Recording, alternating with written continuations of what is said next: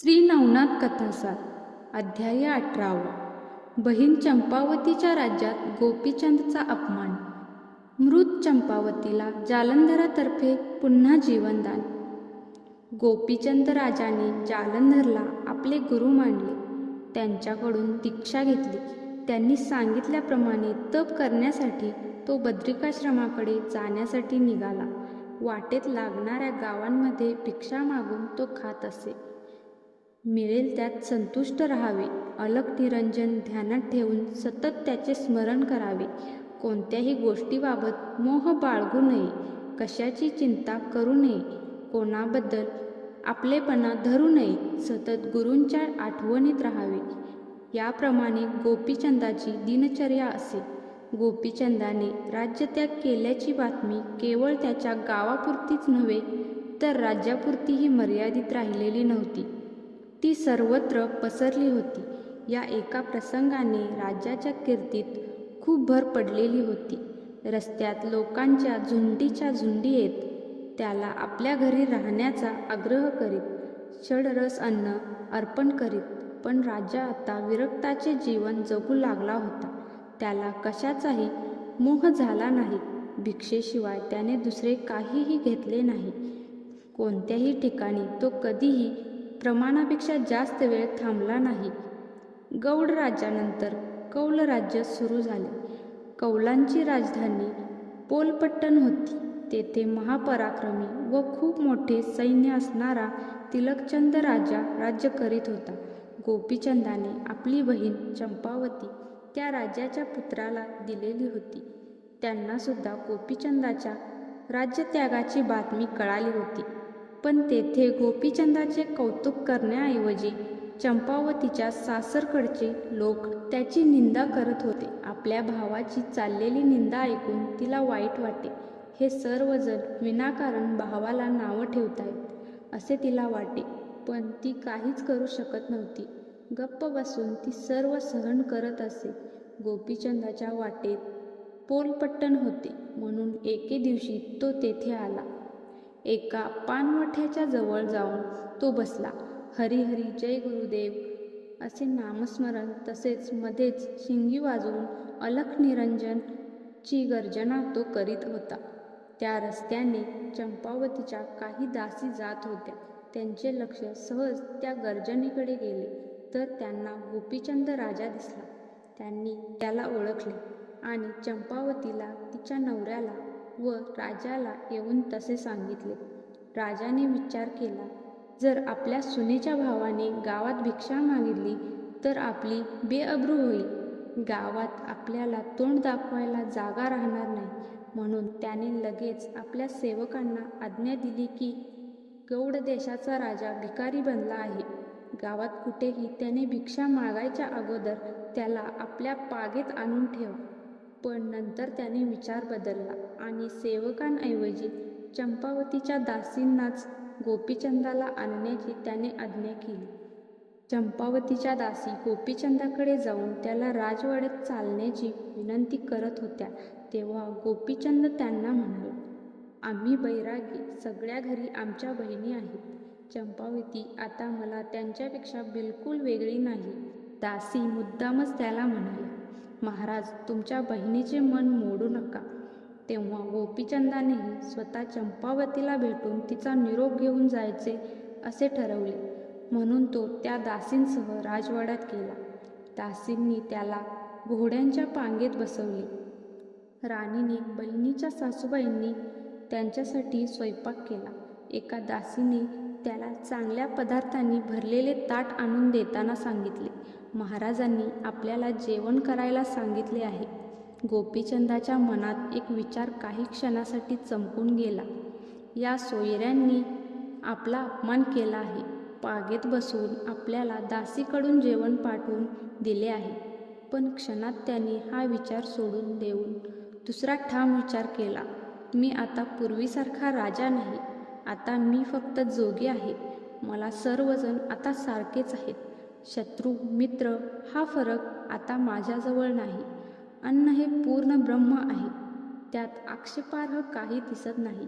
असा विचार करून त्यांनी गुरुस्मरण केले आणि जेवायला सुरुवात केली. चंपावतीच्या दासींनी चंपावतीला हळूच बोलावले. गवाक्षातून त्यांनी तिचा भाऊ दाखवला. त्या दासी तिला टाकून बोलू लागल्या, तो तुमचाच भाऊ आहे ना? राजा आहे ना? मग त्याला इथे पागेत का बसवला? हा एकटाच इथे का खात बसलाय? तुम्हाला हा तुमचा भिकारी चोरासारखा भाऊ पाहून काहीच वाटत नाही का? असे नको नको ते हिणवणारे प्रश्न दासी तिला विचारू लागल्या. ननंदा, जावा यांनीही तिला नको नको ते बोलण्याची संधी अजिबात सोडली नाही.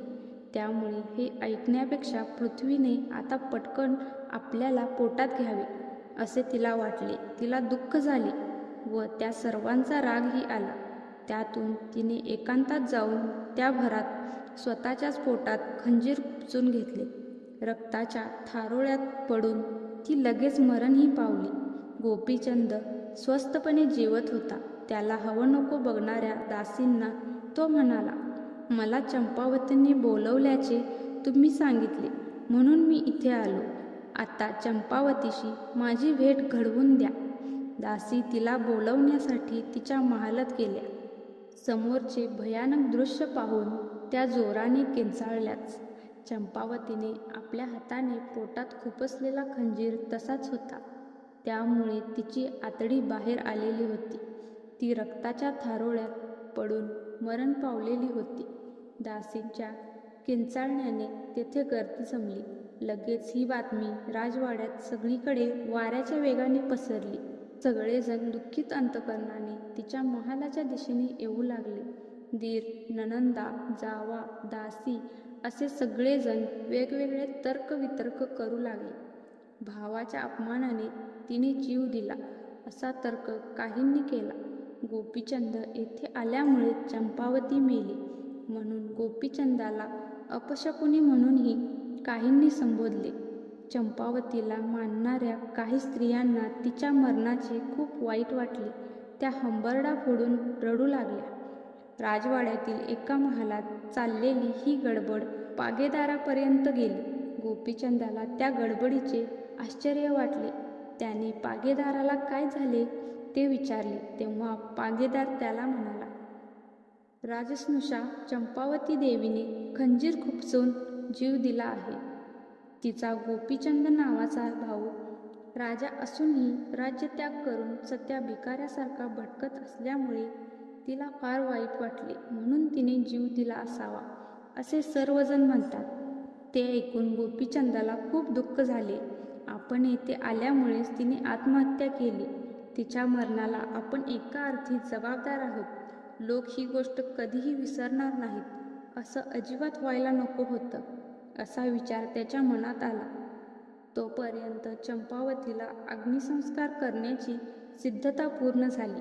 त्यामुळे लोक तिचे प्रेत जाळण्यासाठी स्मशानाकडे घेऊन जात होते. गोपीचंदही त्या अंत्ययात्रेत सामील झाला. अंत्ययात्रा स्मशानाकडे जाताना त्याच्या मनात आले की नाथपंथाला नावे ठेवणाऱ्या या लोकांना एखादा चमत्कार दाखवून चंपावतीला जिवंत करून दाखवावे. म्हणून स्मशानात अंत्ययात्रा पोचताच तो सर्वांच्या पुढे गेला. चंपावतीच्या प्रेताजवळ जाऊन हात जोडून लोकांना म्हणाला, मी माझ्या गुरूंना जालंधरनाथांना येथे आणतो. ते चंपावतीला पुन्हा जिवंत करतील. तोपर्यंत तुम्ही तिला अग्नी देऊ नका. लोकांनी त्याला वेड्यात काढले. मेलेला माणूस कधी जिवंत होतो का असं म्हणून लोक चिता रचू लागले.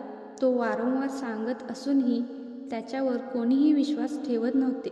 फक्त 4 दिवस थांबा. जालंधर ऋषी मोठे सिद्धयोगी आहेत. त्यांची सिद्धी अपूर्व आहे असे त्याने तळमळीने सांगूनही लोकांनी चिता रचली. आता चितेला ते अग्नी देणार. इतक्यात गोपीचंद चितेवर जाऊन बसला. तो लोकांना म्हणाला, तुम्हाला ऐकायचे नाही ना? जाळा चिता. पण त्याच्याबरोबर तुम्हाला मलाही जाळावे लागेल. मी जळालो म्हणजे लगेच माझे गुरु जालंधर स्वामी येऊन तुम्हा सर्वांना भस्म करतील. ते ऐकून तिलकचंद राजा त्याला म्हणाला, गुरुच्या नावाने गर्व करतो काय? काय करतील तुझे गुरु? कोणता चमत्कार करतील? त्यावर गोपीचंद म्हणाला, ते बोलतील तसंच होईल. राजाने ठीक आहे बघूया म्हणून जवळच्या लोकांना सांगितले, चंपावतीच्या प्रेताचा डावा हात काढून द्या. तो घेऊन हा गुरुकडे जाईल. तोपर्यंत आपण थांबूया. गोपीचंद त्या प्रेतावरून खाली उतरला. आपल्या बहिणीच्या प्रेताचा डावा हात बरोबर घेऊन वेगाने तो आपल्या हेलापट्टण गावाकडे निघाला. तो गावापासून 5 कोस दूर आला असताना जालंधरनाथाने मनात विचार केला, हा गावात आला तर नको तो गोंधळ होईल. त्यापेक्षा आपणच त्याच्याकडे जाणे योग्य आहे. जालंधराने प्रयाणास्त्र भस्म आपल्या कपाळावर लावले. त्यामुळे वायुवेगाने तो गोपीचंद जेथे होता तेथे पोचला. अंतर्दृष्टीने त्याला सर्व माहीत झाले असतानाही त्याने गोपीचंदला मुद्दामच विचारले, काय झाले? गोपीचंदाने घडलेला सर्व वृत्तांत इत्थंभूतपणे त्यांना सांगितला. त्यामुळे जालंधराने लगेच त्याला शांत करून म्हटले, तू अजिबात चिंता करू नकोस. चल, मी तुझ्याबरोबर येतो. मागे फिर आता. जालंधराने गोपीचंदाला आपल्यासोबत घेऊन वायुवेगाने पोलपट्टणला आणले. राजवाड्याच्या अंगणात ते जातात संपूर्ण परिवार शोकमग्न अवस्थेत तेथे बसल्याचा त्यांना दिसला. त्या दोघांना पाहताच राजा तिलकचंद उठला. 4 दिवसांच्या ऐवजी एका दिवसात गोपीचंद आपल्या गुरुला घेऊन आल्याचे पाहून तो आश्चर्यचकित झाला.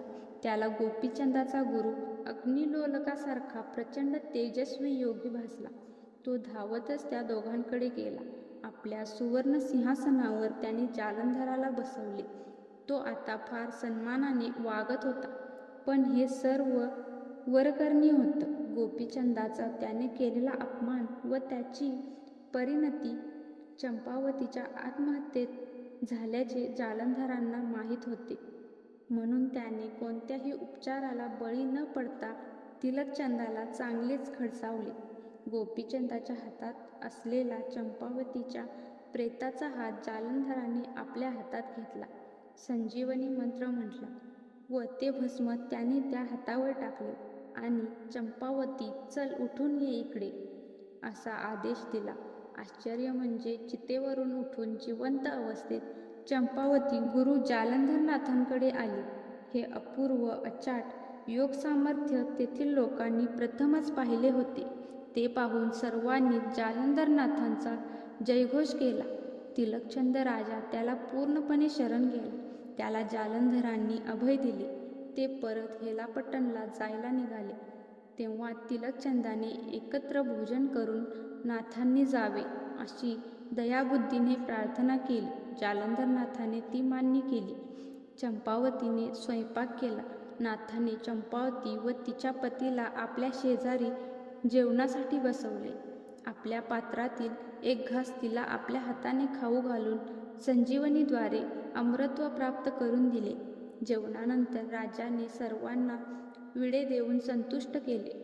जालंधराने निरोप प्रसंगी तिलकचंद राजाला सांगितले, राजा, गोपीचंद 12 वर्षे पूर्ण तप करण्यासाठी बद्रिकाश्रमात जात आहे. त्याचा पुत्र मुक्तचंद सध्या राज्यकारभार पाहत आहे. त्याचे तू रक्षण कर. तिलकचंदाने ते आनंदाने मान्य केले. त्यानंतर जालंधर हेलापट्टणला परत गेला. पुढे आणखी 6 महिने तो तेथे राहिला. त्या काळात त्याने मुक्तचंदाला राज्यकारभाराचे पूर्ण शिक्षण दिले. 6 महिन्यानंतर जालंधर कानिफनाथ व त्याचे सर्व शिष्यसह हेलापट्टणमधून बाहेर पडले. देशोदेशीची तीर्थक्षेत्रे त्यांनी पाहिली. 12 वर्षांनंतर ते परत बद्रिकाश्रमात गेले. तोपर्यंत गोपीचंदाचे तप पूर्ण झाले होते. म्हणून जालंधराने त्याच्याकडून तपाचे उद्यापन करून घेतले. गोपीचंदाला जालंधरनाथांनी सर्व विद्या शिकविल्या. सर्व देवतांना बोलावून त्यांच्याकडून गोपीचंदाच्या सर्व मंत्रांना वरदाने देववली.